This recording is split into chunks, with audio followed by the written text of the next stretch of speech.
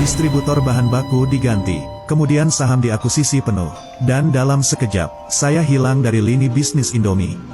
Merasa terhianati.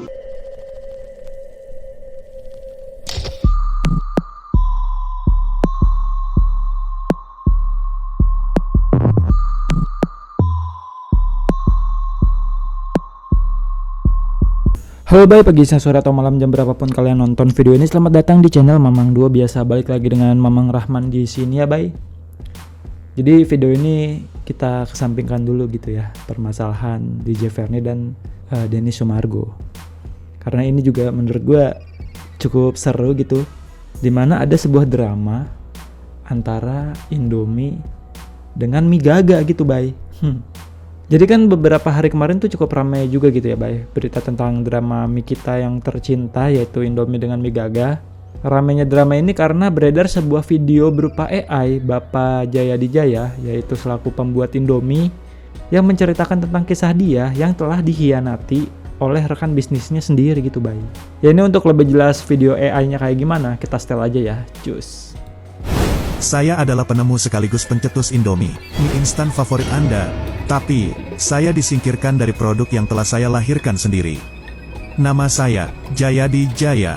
Pasti banyak yang tidak tahu, bagaimana konflik internal di dalam bisnis mie instan kebanggaan bangsa Indonesia ini. Seluruh Indonesia tahu bahwa Indomie adalah milik dari Salim Group. Tapi banyak yang tidak tahu, ternyata pencetus awalnya adalah saya, Jayadi Jaya. Saat ini saya hadir dengan produk mie gaga, dan juga mungkin Anda tahu mie telur A1. Dulu, saya harus rela kehilangan anak kandung yang saya besarkan sejak tahun 1972. Indomie jatuh seluruhnya ke tangan Salim Group. Saat itu, drama internal ini menjadi topik pembicaraan hangat di lingkungan pengusaha Taipan, karena merek dan produk yang saya rintis bersama rekan-rekan diambil alih oleh rekan bisnis sendiri. Drama ini bermula ketika saya bersama Salim Group sepakat untuk mendirikan perusahaan patungan bernama PT Indofood Interna Corporation pada tahun 1984. Awalnya saya dan rekan-rekan memiliki bagian 57,5%, dan Salim Group memiliki 42,5% saham atas Indofood. Tapi bisnis tetaplah bisnis. Pada tahun 1993, kami, mengalami masalah internal perusahaan terkait keuangan. Salim Group memutuskan gak lagi pakai perusahaan saya sebagai distributor, melainkan memakai anak usahanya sendiri bernama PT Indomarko Adi Prima. Distributor bahan baku diganti, kemudian saham diakuisisi penuh, dan dalam sekejap, saya hilang dari lini bisnis Indomie.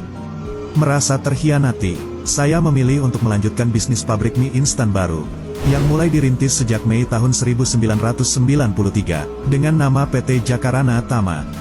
Lahirlah mie gaga dengan beberapa varian seperti mie gaga 100 dan 1000, mie gepeng, dan mie telur A1. Saya sebenarnya tidak tinggal diam untuk kembali merebut hak asuh Indomie. Tanggal 17 Desember tahun 1998, saya menggugat Indofood ke pengadilan karena merasa telah dipaksa menjual semua saham dan merek ke PT Indofood Interna dengan harga rendah. Saya juga menuntut Salim Group karena telah memanipulasi kepemilikan saham agar saham saya semakin mengecil. Tapi sayang, semua usaha gagal meskipun sudah banding sampai di Mahkamah Agung. Setelah proses yang panjang, kehidupan harus terus berlanjut. Saya mulai membesarkan anak baru, yaitu mie gaga. Per tahun 2022, mie gaga menduduki peringkat keempat, mie yang paling banyak dipilih masyarakat Indonesia. Ya beginilah dunia bisnis. Kawan tidak selamanya kawan, lawan tidak selamanya lawan. Kadang lawannya lawan adalah kawan kita. Ya kurang lebih kayak gitu ya, Bay, video AI-nya. Biar lebih jelas ini gue rangkum kisah Bapak Jayadi Jaya ini, kenapa beliau bisa dikhianati gitu ya. Walaupun emang di AI-nya tadi udah dijelaskan gitu.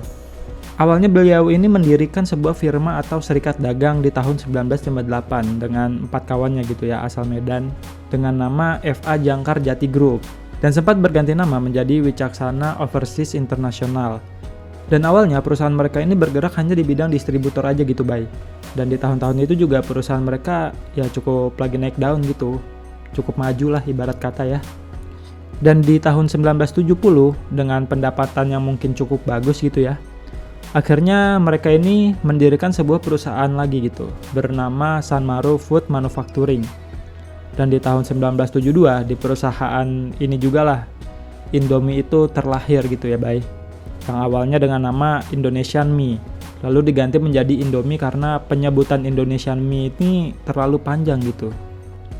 Dan di tahun 1980-an akhirnya muncul nih beberapa saingan Indomie, salah satunya yaitu Sarimi yang diproduksi oleh perusahaan PT Sarimi Asli Jaya yang dimiliki oleh Bapak Sudono Salim. Munculnya Sarimi ini bukan semerta-merta hanya ingin menjadi rival Indomie, melainkan di tahun itu juga Indonesia tuh sedang krisis kelangkaan beras gitu, Bay. Karena melihat peluang itulah akhirnya Pak Sudono Salim ini mengambil kesempatan yang ada. Bahkan beliau ini sampai memesan 20 mesin produksi mie dari Jepang gitu ya.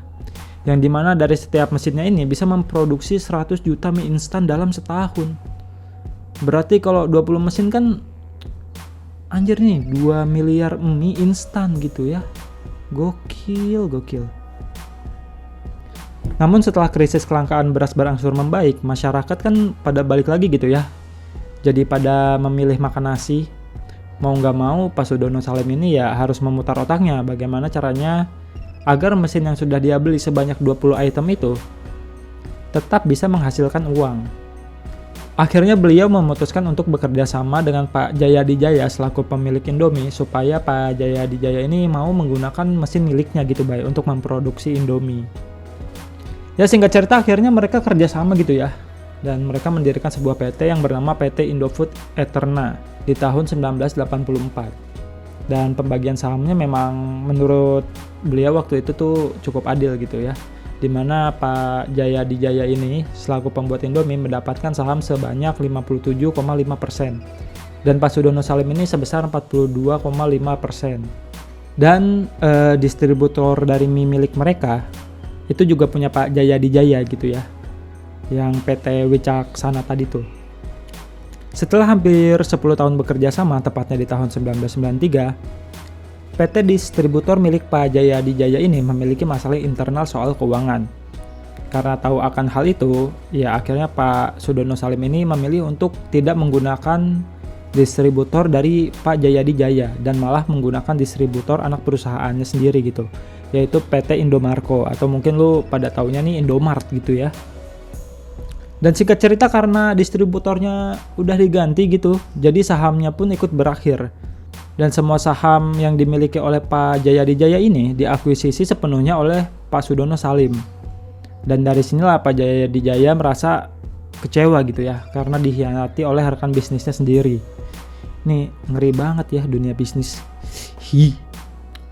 Namun alih-alih terpuruk karena usahanya diambil alih oleh rekan bisnisnya sendiri, Pak Jayadi Jaya ini malah membangun PT baru gitu. Di tahun yang sama pula, yaitu di tahun 1993 dengan nama PT Jakarana Tama. Dan lahirlah nih produk yang bernama mie gaga, atau mungkin kalau dulu lu taunya mie cepek gitu ya.